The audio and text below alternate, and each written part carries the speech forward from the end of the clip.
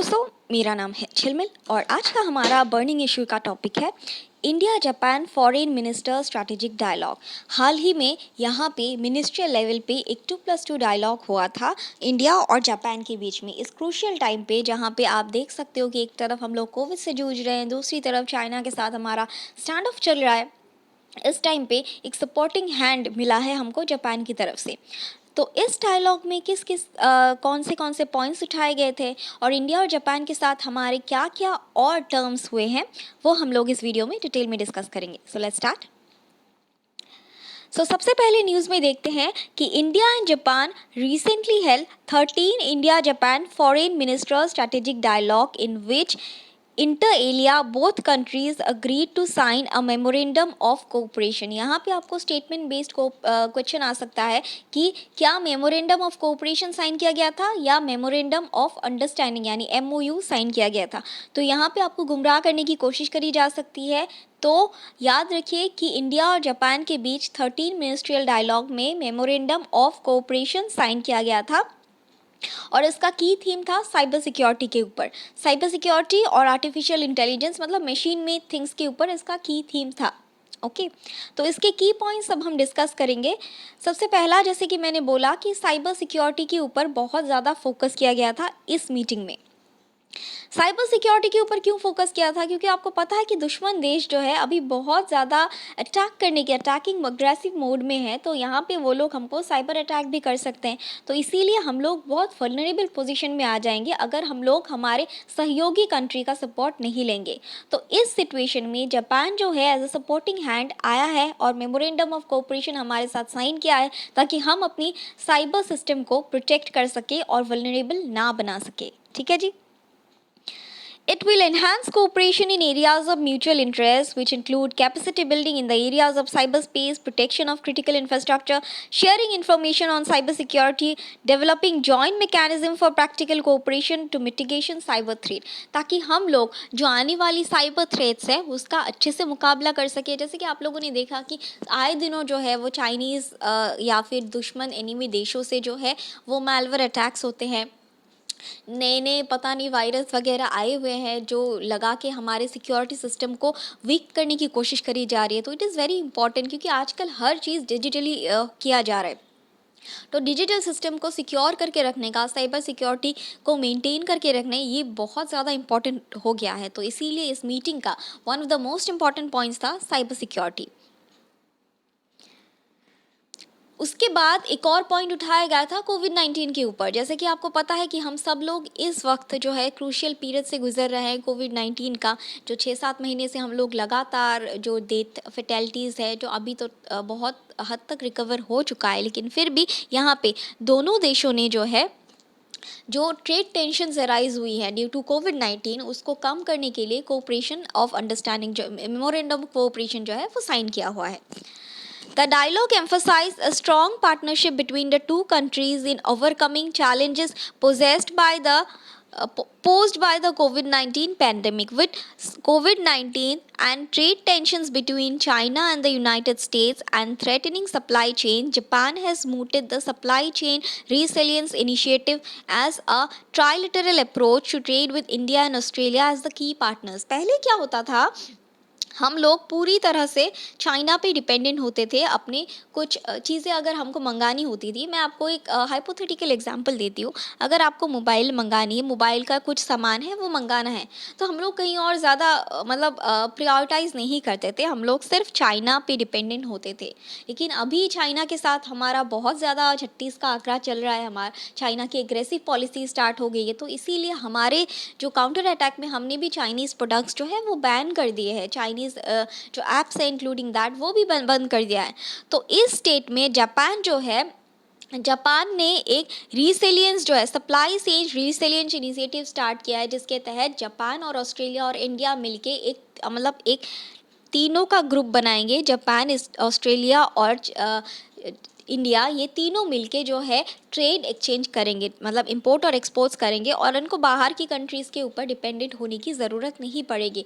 Supply change initiative resilience जो है वो बहुत पहले न्यूज़ में था इसके ऊपर कि ये किसके किसके बेस्ड है। ट्राइलेटरल अप्रोच, द आंसर है जापान, ऑस्ट्रेलिया और इंडिया। ये तीनों ने मिलके एक ग्रुप बनाया है, वो डिसाइड किया है कि अपन जो है हम तीनों आपस में ही ट्रेड करेंगे, और वो भी ड्यूटी फ्री, मतलब जो टैक्सेस है वो वगैरह है वो सब हम लोग कम करेंगे, और हमें बाहर की इंपोर्ट्स पे मतलब बाहर की कंट्रीज़ पे डिपेंड होने की ज़रूरत नहीं। ये पॉइंट भी उठाया गया है इस मीटिंग में। और उसके बाद इंडो पैसिफिक रीजन के ऊपर भी पॉइंट्स उठाए गए हैं। जैसे कि आपको पता है कि कुछ टाइम से चाइनीज़ ट्रुप्स जो है वो इंडो पैसिफिक रीजन को ऑक्युपाई करने के लिए अग्रेसिव पॉलिसीज़ इम्प्लीमेंट कर रहे थे। तो इंडो पैसिफिक रूट कितना ज़्यादा इम्पॉर्टेंट है हमारी ट्रेडिंग के लिए, तो इंडो पैसिफिक रूट को प्रोटेक्ट करने के लिए भी यहाँ पे एक मेमोरेंडम जो है वो साइन किया गया है, cooperation. Japan and India both have similarities in their respective Indo-Pacific visions that are based on rule of law and respect for sovereignty and territorial integrity.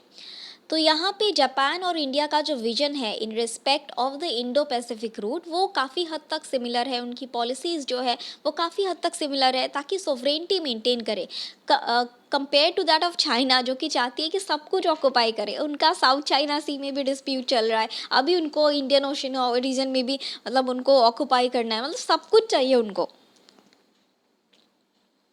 Both Japan and India need to counter the increasing Chinese aggression in this region.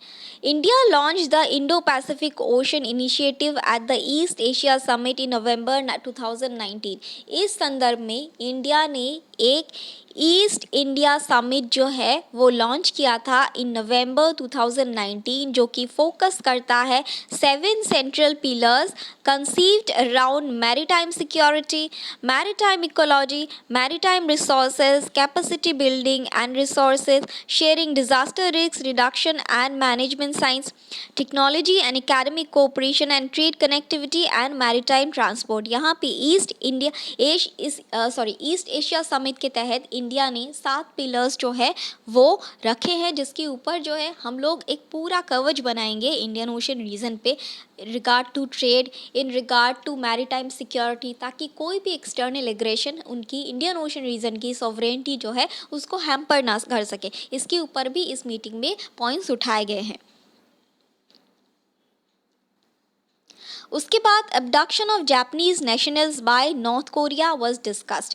यहाँ पे आपको पता ही था कि the issue of abduction of Japanese nationals by North Korea के कुछ लोगों ने जो है जापानीज नेशनल्स को किडनैप कर लिया था, और नॉर्थ कोरिया और जो यूएसए है उसके बीच में एक थर्ड मिसाइल था, वो भी आपको याद रखना ज़रूरी है। मैं साइड बाई साइड आपको जो साइड बाई साइड नॉलेज है वो भी आपको बता रही हूँ। थर्ड जो है नॉर्थ कोरिया और साउथ कोरिया के बीच का बाउंड्री लाइन क्या है, ये आप मुझे कमेंट सेक्शन में बताइएगा।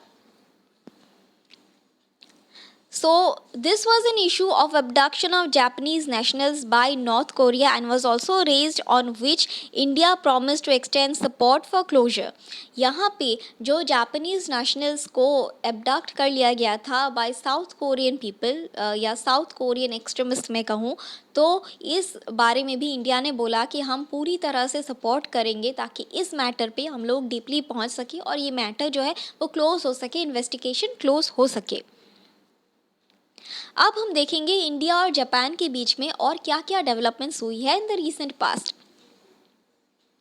सबसे पहला हम देखते हैं acquisition and cross servicing agreement, ACSA. ACSA एक बेसिकली लॉजिस्टिक अग्रीमेंट है जहाँ पे इंडिया और जापान के जो चाहे वो आर्मी मेंबर्स हो, चाहे वो नेवल फोर्सेस हो, वो अपनी लॉजिस्टिक्स को फूड के लिए या फिर फ्यूलिंग के लिए अपने दूसरे कंट्री में रख सकते हैं। फॉर एग्जांपल हमारी इंडियन नेवी जो है ये कुछ काम से, मतलब कुछ प्रोजेक्ट से, ऑपरेशन से जापान के वहाँ पे जा रही है, जापान की रूट से। तो अगर उनकी जो शिप है या फिर उनकी जो एयरक्राफ्ट है उसको फ्यूलिंग की ज़रूरत पड़ी या फूड की ज़रूरत पड़ी, तो यहाँ पे वो रुक सकते हैं जापान के लॉजिस्टिक सेंटर में, और वहाँ पे उनको जो रीफ्यूलिंग है वगैरह किया जा सकता है इस अग्रीमेंट के तहत।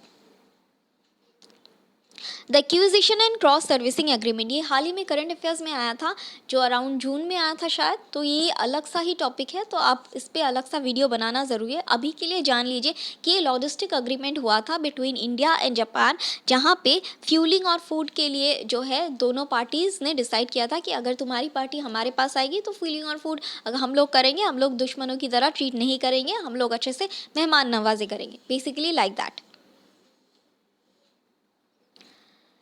तो इंडिया और जापान का 2+2 डायलॉग भी हुआ था इन 2019, जो कि फर्स्ट एवर मिनिस्ट्रियल लेवल पे हुआ था between India and Japan. This dialogue involves the defence and foreign ministers on both sides and it seen as an endorsement of the special strategic partnership between India and Japan. यहाँ पे आप देख सकते हो हमारे डिफेंस मिनिस्टर और Japan के defence ministers जो है उन्होंने हैंडशेक किया हुआ है, और ये यहाँ पे 2+2 डायलॉग जो है मिनिस्ट्रियल लेवल पे हुआ था सबसे पहली बार 2019 में।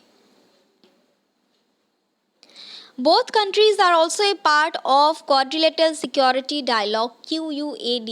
QUAD के मेंबर्स कौन कौन से हैं, आप मुझे वो कमेंट सेक्शन में बताइए। 2 मेंबर्स तो इंडिया और जापान ही है, बाकी कौन कौन से हैं आप मेरे को कमेंट सेक्शन में बताइए। उसके बाद recently it has been reported that the second ministerial meeting of Quad countries will be held in Japan। जो क्वाड कंट्रीज़ की मिनिस्ट्रियल मीटिंग है जो सेकेंड टाइम होने वाली है अभी, that would be held in Japan. ये भी एक एडवांसमेंट है of India and Japan relationships, क्योंकि ऑब्वियसली इंडिया भी आएगा क्योंकि इंडिया भी क्वाड का मेंबर है।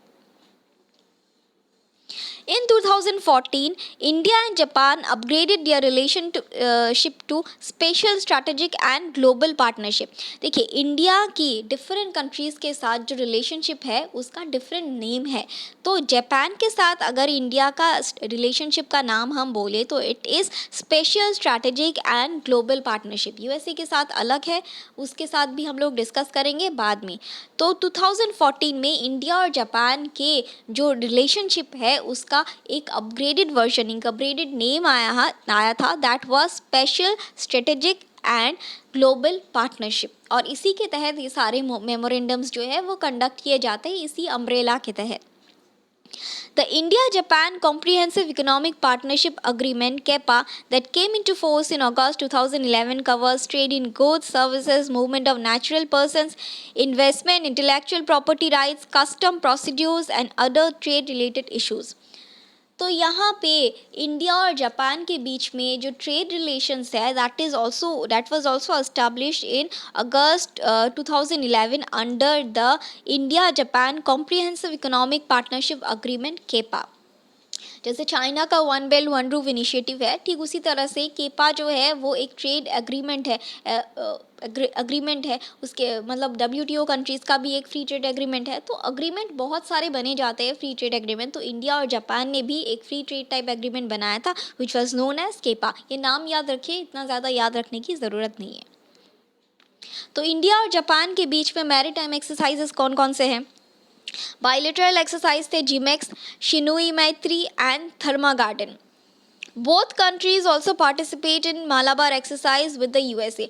तो इंडिया और जापान का जो यूएसए के साथ उन्होंने पार्टिसिपेट किया था trilateral exercise, that was Malabar exercise, और इंडिया और जापान ने बायलैटरल फॉर्म में एक्सरसाइज किया था जिमेक्स, शिन्यू मैत्री एंड धर्मा गार्डन। ये नाम याद रखिए कि बायलैटरल एक्सरसाइज कौन से थे इंडिया और जापान के, जिमेक्स, शिन्यू मैत्री एंड धर्मा गार्डन, और ट्राइलेटरल एक्सरसाइज इंडिया, जापान और यूएसए के बीच में था मालाबार एक्सरसाइज।